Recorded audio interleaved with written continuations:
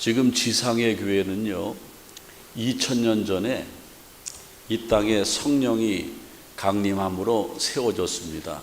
예수님은 우리를 위해서 십자가 지시고 3일 만에 부활하셨습니다. 그리고 부활하신 예수님은 이 땅에 40일 동안 계셨어요. 그리고 예루살렘에서 예수님이 기도하셨던 그 산, 십자가에 처형당하시기 바로 직전에 기도했던 겟세마네 동산이라는 그 겟세마네 동산에서 한참 올라가면은 거기 맨 꼭대기의 산, 이름하여 승천산이라고 하는데, 거기서 500명의 예수님을 따르는 무리들이 보는 가운데서 하늘로 오르셨습니다.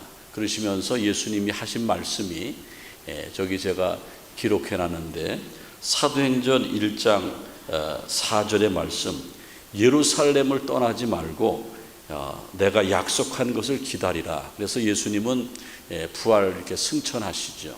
저기 보면은 제가 20년 전에 제 모습이 저기 있는데, 예수님이 승천한 저 승천산 꼭대기 가면은 예수님이 승천할 때에 최후에 디뎠던 그 자리에 바위가 자국이 있습니다. 그 위에 승천교회를 만들어 놨는데, 요즘에는 저렇게 예수님이 승천한데 사람이 밟지 못하게 했는데, 옛날에 20년 전에는 이렇게 가서 사진도 찍고 했습니다. 감격적이죠.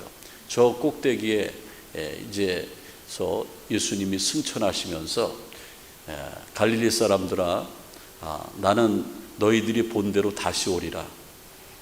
내가 너희에게 약속한 것 보혜사 성령을 보내주리니 예루살렘을 떠나지 말고 기도하라. 그래서 옆에 보면은 예수님의 교회가 탄생한 곳이 마가의 다락방인데, 그 승천산 교회의 건너편이 여러분들 그 모리아산이라고 하는 아브라함이 이삭을 드렸던 산, 예루살렘 정상의 산 꼭대기에 성전이 있는데, 그 성전 앞으로 쭉 가면은 마가 요한의 다락방이 있습니다. 마가 요한의 어머니는 굉장히 신앙이 동독한 예수님의 제자였고, 예수님이 최후의 만찬할 때도 그 자리를 빌려줬고, 그 다음에 500명의 문도가 예수님이 마지막 남기신 말을 듣고 이제 예루살렘을 떠나지 않고 모여서 기도해야 되는데, 기도의 장소를 찾으려고 그러는데, 바로 마가 요한의 어머니가 저 마가의 다락방을 빌려줬습니다. 그래서 저기서 2000년 전에 교회가 탄생하는 거예요. 열흘 동안 전혀 기도에 힘쓸 때에 불이 혀같이 갈라지면서 120문도가 성령을 받고 예루살렘 교회가 시작이 되며, 그 교회가 지금 세계 만방으로 전파돼서 모든 민족이 이제 예수를 알게 됐습니다. 저 마가의 다락방 그 모습의 그 건물이 저거고, 그 밑에가 마가의 다락방 안입니다. 마가의 다락방 안에 보면은 성령을 받았다라는 상징을 하기 위해서 성령의 불꽃을 이렇게 해놓은 걸 볼 수 있습니다. 근데 중요한 것은요, 저와 여러분들은 참 믿음이 좋은 거예요. 여러분들 예수님이 부활 승천하신 걸 믿습니까? 2000년 전에 그 마가의 다락방에 성령이 강림한 것을 믿습니까? 그렇죠. 그런데 2000년 전에 예수님이 부활 승천하실 때에 500명이 그 말씀, 마지막 말씀을 하는 것을 듣고 모였는데, 이제 예루살렘 떠나지 말라 그랬는데 500명이 마가의 다락방에 다 가야 되는데 120명만 갔어요.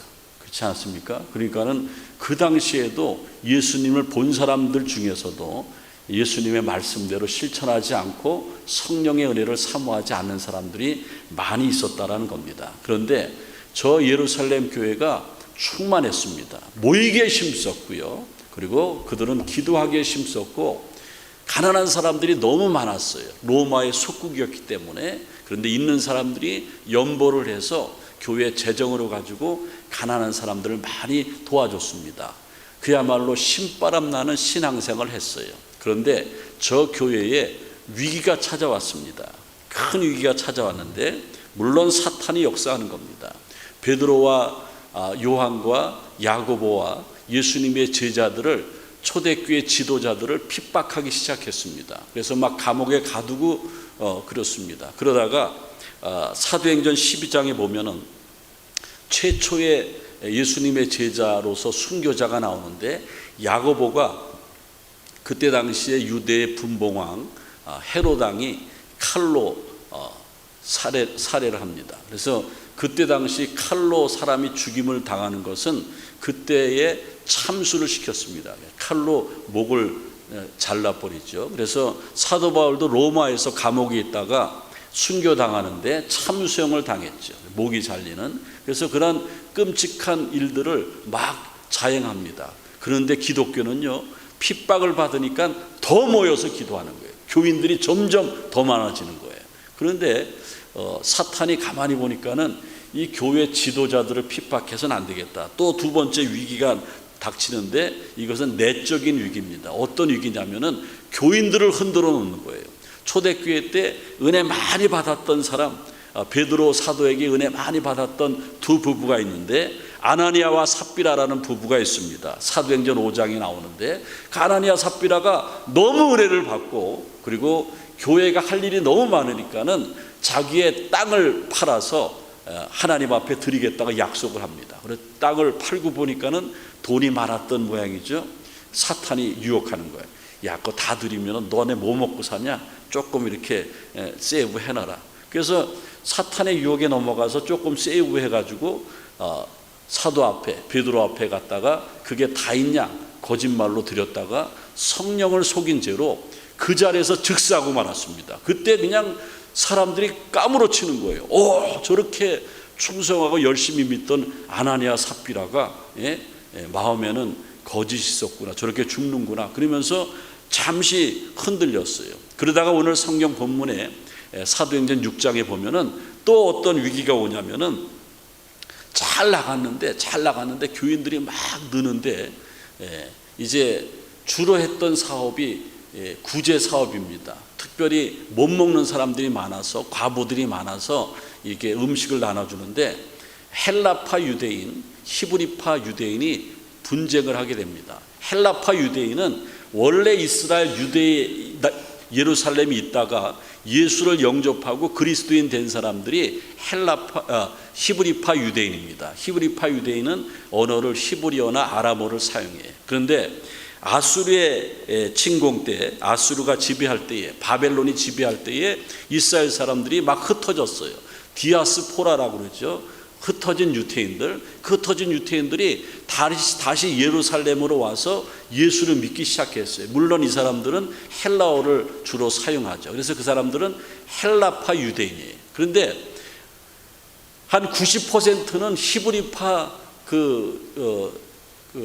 성도였고 10%만 헬라파 성도였으니까는 그 어려운 사람들, 특별히 과부들에게 음식을 나눠줄 때에 항상 못 받는 사람들은 헬라파 사람들이에요. 히브리파 사람들을 많이 이렇게 공개를 했습니다. 그러니까 거기서 분쟁이 생기고 원망과 불평이 나오고 교회가 분열되기 시작했습니다.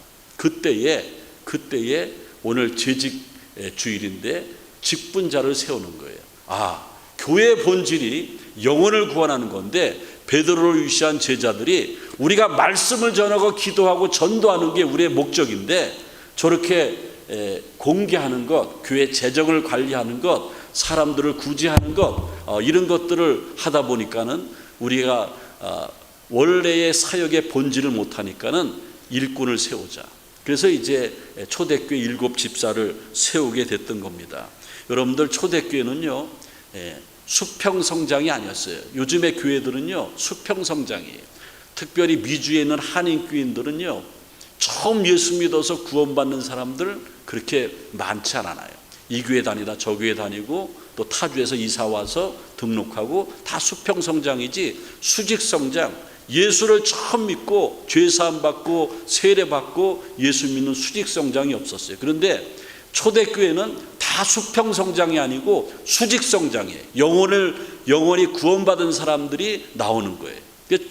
처음 교회가 몇 명이라고 그랬습니까? 예수님이 승천하실 때 500명이 모였었는데 500명 중에서 120명만 마가의 다락방에 가서 거기서 열흘 동안 기도하다가 성령 받았으니까 최초의 교인이 몇 명이에요?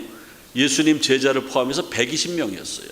그게 이제 사도행전 1장 15절에 120명이라고 기록되어 있죠. 그 다음에 사도행전 2장 41절에 보면은 베드로가 설교할 때에 많은 사람들이 와서 막 은혜를 받고 회개하는 역사, 성령 받는 역사가 나타나는데, 그날에 구원받은 사람이 남자만, 이 히브리 사람들을 계수할 때에 아이들은 계수 안 하고요, 여자들은 계수 안 해요. 남자들만 계수합니다. 그러니까 우리 여기 여성 노인분들 좋은 시대에 사는 거예요. 3,000명이, 남자만 3,000명이 구원을 받았어요. 그러니까는 120명에서 3,000명이 됐죠. 그리고 사도행전 4장 4절에 보면은 5,000명의 남자들이 은혜를 받고, 남자들 은혜 받고 교인이 된 거예요. 그러니까는 여기까지만 계산을 해도요, 그 적은 예루살렘에 인구도 적은 거기에 남자만 5,000명이면은 남편이 아빠가 믿으니까 다 믿죠. 부인이 있고 애들이 그때 당시 많았는데 간추하게 2명만 해도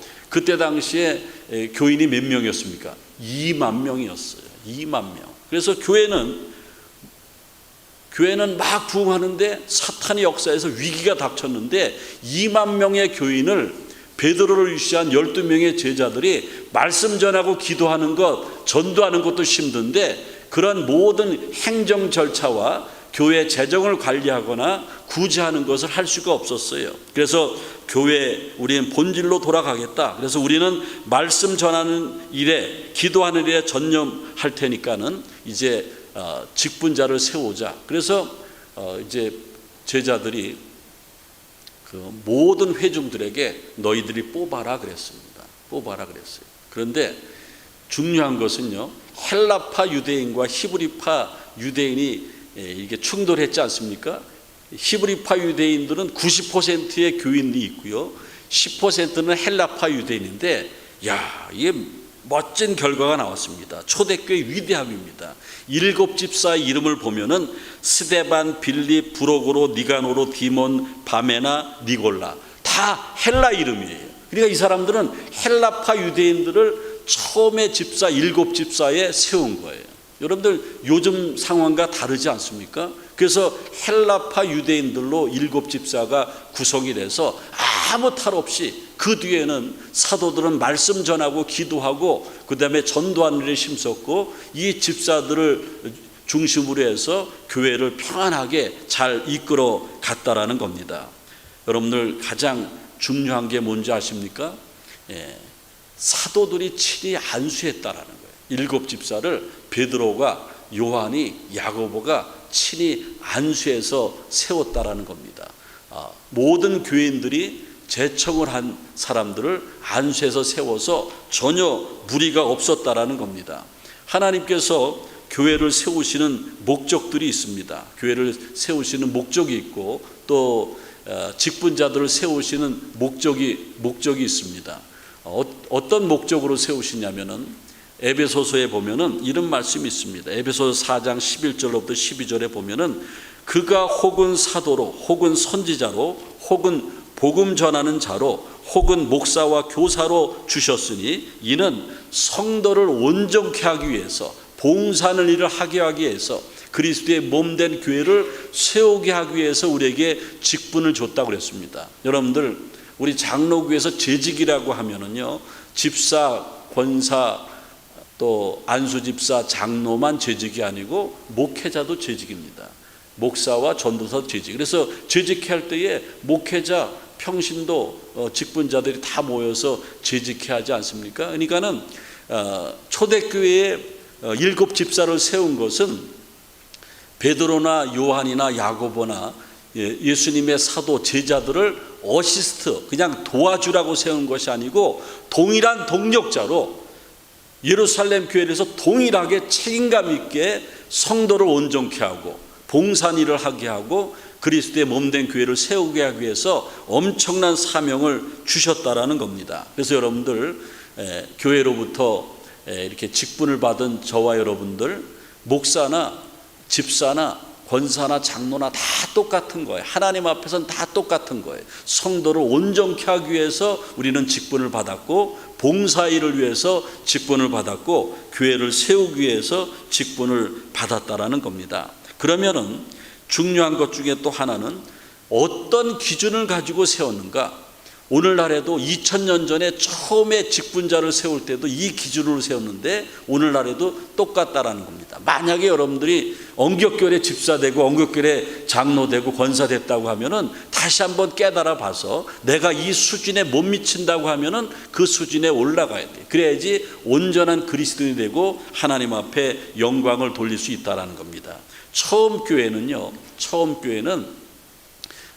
성령이 충만한 사람을 세웠어요. 그래서 오늘 성경 말씀에 보면은 성령과 지혜가 충만한 사람, 형제들아 너희 가운데 성령과 지혜가 충만한 사람, 칭찬 듣는 사람을 7을 택해라 그랬습니다. 이것은 재직을 세우는, 일꾼들을 세우는 기준이 됐습니다. 선택의 기준이 됐어요. 성령 충만한 자. 왜냐하면 처음 교회가 모든 교인들이 다 성령 받았어요. 그러니까 성령을 체험하지 않은 사람들은 일꾼이 될 수 없는 거예요. 가장 기초적인, 가장 아주 초보적인 그 기준이 성령 충만이에요. 근데 요즘 교인들은 성령 충만하면은 겁먹어요. 막 성령 충만하면 막 그냥 미친 듯이 예수 믿는 사람, 이런 사람으로 생각하는데 그렇지 않아요. 초대 그리스도인들은 다 성령을 경험했어요. 그럼 성경에 보면은 성령 충만은 어떤 때 임하냐면은 모이기에 힘썼어요. 사도행전 2장 1절에 보면은 한 곳에 모였어요. 마가의 다락방에 모였어요. 거기에 모여서 그들이 모여 있을 때에 성령을 받았고요.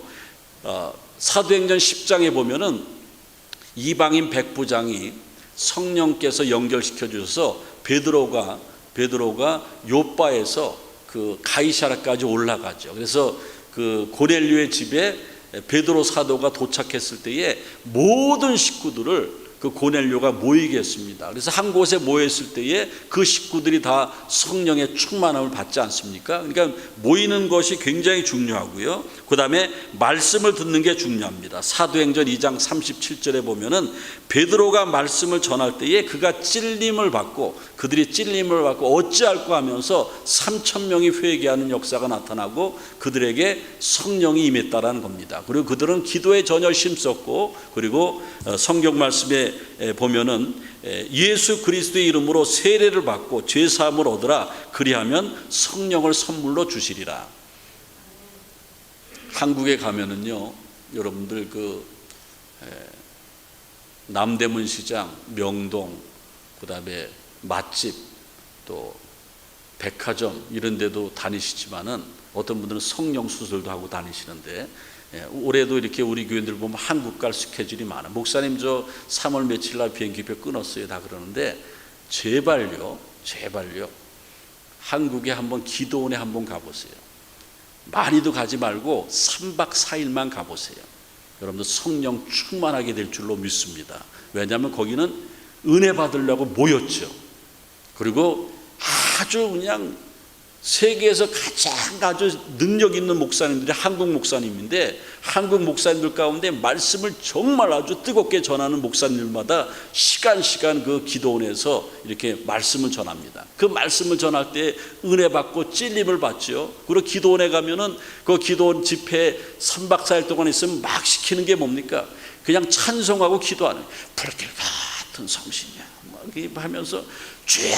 그런데 처음에는 맹맹하고 이렇게 쳐다보는데 나만 안 해. 그러니까 내가 돈 들여서 여기까지 하는데 난 뭐야? 나도 하는 거예요. 그러다가 성령의 불이 임하는 거예요. 막 불이 임하고, 그 전에 내가 기도하는 거와 막 달라요. 막 가슴이 막 뜨거워지고, 그리고 회개 역사가 막 나타나는 거예요. 그 전에는 내가 죄인인지 몰랐는데 성령이 임하니까는 나의 지난날의 허물과 죄악들이 막 입으로 나오기 시작해요. 그래서 성령 충만해지는 거예요.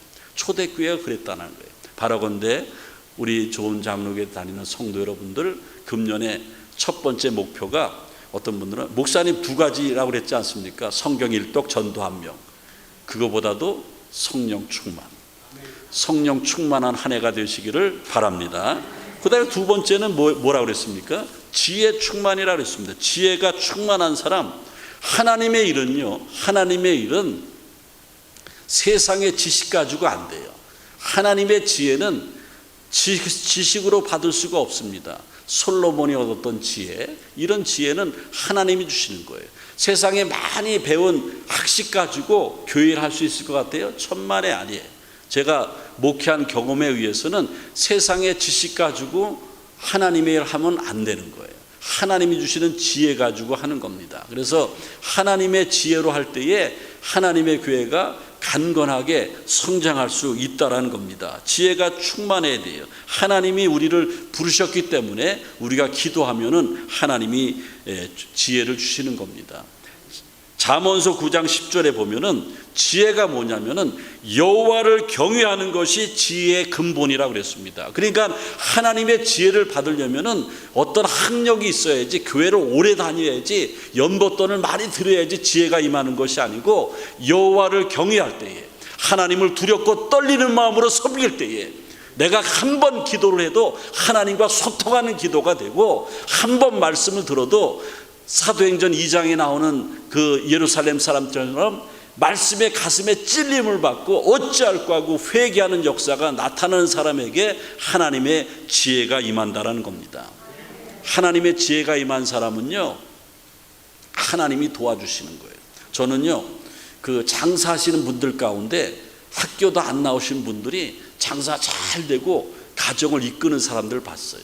뭐 당장 돌아가신 저희 어머님만 해도 마찬가지죠. 저희 어머니는 우리 초등학교 다니면은 항상 선생님 바뀌면은 가정 실태 조사 이렇게 하면서 형제 이름 쫙 쓰고, 거기다가 뭘 쓰냐면 아버지 학력, 어머니 학력. 요즘엔 그런 거 안 쓰는데 옛날에 다 썼어요. 근데 저희 아버님은 외정시 때 소학교 졸업인데, 엄마는 학교 어디 나왔어? 그러니까 엄마는 무학여고 출신이다. 무학여고. 근데 나중에 알고 보니까는 무학이라는 거예요. 학교를 아무것도 안 나왔다는 거예요. 그래서 저는 그것도 모르고 무학여고라고 하니까는 그거 썼을 때 선생님이 육성회 회장 시키려고, 강원도에서 무학여고 나왔으면 아주 고학력 아닙니까? 막 어머니 호출하고 막 그런 적이 있는데, 저희 어머니는 학교도 하나도 안 나왔어요. 그런데 교회 다니면서 하나님이 지혜를 주셔서 한글을 터득하고요, 성경을 막 돌돌 읽고요, 구구단을 외우고, 그래서 교회 재정부에서 일도 하시고 전도 많이 하시고 평생 구역장 하시고, 그리고 지혜 주셔서 그 사업하는 수완도 있어서 우리 사남매를 그냥 하나님이 얼마나 지혜를 주셨는지 다 공부시키고 다 그렇게 했어요. 그게 뭡니까? 하나님의 지혜예요. 여러분들, 교회는 관록 가지고 하는 게 아닙니다. 견장 찼다고 직분 있다고 하는 것이 아니에요. 하나님 앞에 겸손하고 경건해야지 하나님이 주시는 지혜로 하나님의 일을 감당할 줄로 믿습니다. 그 다음에 칭찬 듣는 사람이 하나님의 일꾼이 되어야 된다고 그랬습니다. 칭찬을 들어야 돼요. 그래서 하나님의 일꾼 되기 위해서는 집에 가서 아내는 남편에게 칭찬받고, 남편은 아내에게 칭찬받고, 애들은 부모님에게 칭찬받고, 또 아이들은 부모님을 존경하고, 그런 사람들이 교회 직분을 맡아야지 교회가 왕성하게 성장한다라는 겁니다. 그 다음에 직장에서 칭찬받아야 돼요. 저는요, 깜짝깜짝 놀라는 게 이제 사람들이 이렇게 누구들 물어보지 않습니까? 그분이 권사님이셨어요? 이러는 거예요. 그럼 사회적인 행실이 안 좋대, 칭찬을 못 받는다라는 거예요. 그러니까는 그런 분들이 교회 일꾼이 되면 교회 문제가 된다는 거예요. 저기 보면은 참 잘했어요. 그런데 저런 게 칭찬 아닙니까? 칭찬 받으려면 어떻게 됩니까? 겸손해야 돼요. 겸손해야 됩니다. 겸손해야 되고, 그리고 말을 너무 많이 하지 말고 많이 들어줘야 돼요. 그게 칭찬받는 거예요. 그게 교회에서 이제 예배 끝나면 이제 우리 식당에서 식사하는데, 이렇게 보면은 말을 주로 하는 사람, 아니야. 혼자만 다 해. 그럼 다른 사람들은 식탁에 한 6명 안에 다른 사람들 구경꾼이야. 그럼 그 사람 칭찬하겠어요? 칭찬 안 한다고. 그래서 여러분들 칭찬받는 그리스도인이 되어야 되는데 겸손해야 돼요. 야고보서 1장 5절에 보면은 너희 중에 누구든지 지혜가 부족하거든 모든 사람에게 후히 주시고 꾸짖지 아니하시는 하나님께 구하라. 그리하면 주시리라. 여러분들 돈 돈벼락 맞게 해달라고 기도하고, 애들 잘 되게 해달라고 기도하고, 120까지 건강하게 살게 해달라고 기도하고, 그 기도도 하지만은 더 중요한 기도는 하나님의 지혜를 달라. 솔로몬이 얼마나 영특합니까? 1000번째 후에 내가 내게 무엇을 줄고 내가 감동했다. 부귀영화도 구하지 않고 지혜를 달라고 구했다라는 겁니다. 이제 한 말씀 드리고 하나님의 말씀을 마치겠습니다. 영국에 어느 연극 극단에 배우가 되겠다고 하는 소년이 있었습니다. 그런데 이 배우적인 기질이 많이 있는데 맨날 청소시키고 잔시름만 시키고 한 번도 그 연기를 할 수 있는 기회를 안 주는 거예요. 거기 선배들이 나는 10년 걸렸다. 그러니까는 참 기다리고 있는데 10년이 안 됐는데 어느 날 조 감독이 부르는 거예요. 오늘 단역 배우가 하나가 안 나왔는데 별거 아니다. 병사 복장을 해가지고 무대 중앙에 있는 임금 앞에 가가지고 그 전시 상황을 알려만 주면 된다. 그거 할 수 있냐? 예, 할 수 있습니다. 왜냐하면은 막 청소하면서 그거 연극하는 거 다 봤기 때문에 대사까지 다 외웠어요. 그런데 내가 기회로 왔으니까는 최선을 한번 다해봐야겠다. 그래서 병사 복장을 다 갖추고 자기 동료에게, 청소하는 자기 동료에게 내가 무대 밖에서 이제 연극에 나갈 거 대사도 외우고 준비할 테니까는 순서만 되면 나한테 좀 알려줘라. 그러니까 그 친구가 염려하지 마라. 그래서 무대 뒤에 가서 그 소년이 병사 복장을 입고 막 뛰는 거예요. 막 숨이 콜록콜록 타고 먼지가 막 뿌옇게 잃고 얼굴이 막 그냥 지저분해지고 막 그러는 거예요. 그리고 막 그러는데 신호가 왔어요. 그래서 임금이 앉아있는데 그대로 막 뛰어가서 임금님, 얼굴이 막 만신창이가 되고 막 숨이 헐떡헐떡 차고 진짜 전쟁터에서 막 온 병사 같대요. 와, 그때 연기가 최고였고 그것 때문에 그날 연극 마치고 박수를 막 받고 바로 무대 배우로 취직이 됐습니다. 할렐루야. 뭐 때문에 그렇습니까? 열정 때문에. 아무 일도 아니지만 그 단역 배우 조그만 거를 최선을 다해서 준비하고 열정을 가졌더니만은 많은 사람들이 칭찬을 했다라는 거예요. 칭찬받는 거 간단해요. 말 없이요, 열심으로 내일 하면은 다 칭찬받게 되어 있습니다. 이제 오늘 말씀을 마치겠습니다. 우리는 다 하나님 나라 가는 사람들입니다. 이 땅에서 우리는 천국을 준비하는 것이 신앙생활입니다. 신앙생활하면서 내가 무엇이건데 나한테 집사직을 주시고 권사직분을 주시고 장로직분을 주시고 내가 뭔데 사람들 앞에서 설교하게 해주시고 이거 얼마나 큰 은혜입니까? 근데 우리는 하나님을 기쁘시게 하는 직분자가 될 수가 없었다라는 겁니다. 1년에 한 번 있는 재직주일, 하나님이 나에게 왜 이런 일을 맡기셨는가 한번 고민해 보시기 바라고, 성령 충만에 힘쓰시길 바라고, 그리고 오늘 말씀하신 것처럼 하나님 앞에 영광 돌리면서 그리고 칭찬받고 지혜가 충만하고, 그래서 하나님 앞에 쓰임받음으로 말미암아 금년의 신앙이 여러분 까닭에 주변 사람이 행복하고 우리 교회가 초대교회처럼 신바람 나는 교회가 될 줄로 믿습니다. 기도하겠습니다. 주님 감사합니다. 부족한 우리들에게 직분을 맡기셨는데 정말 부족했습니다. 교회 한번 나오는 게 뭔 핑계가 그렇게 많이 있습니까? 함께 주일을 하자 그러는데 뭐 이렇게 바쁜 일이 많이 있습니까? 주님 용서해 주옵소서. 우리의 마감할 날이 얼마 남지 않았는데 이제 열심을 품고 주님을 섬기게 도와주시고, 우리도 초대교회 7집사처럼 성령이 충만하고 지혜가 충만하고 칭찬받는 사람이 되게 도와 주옵소서. 예수님의 이름으로 기도하옵나이다. 아멘.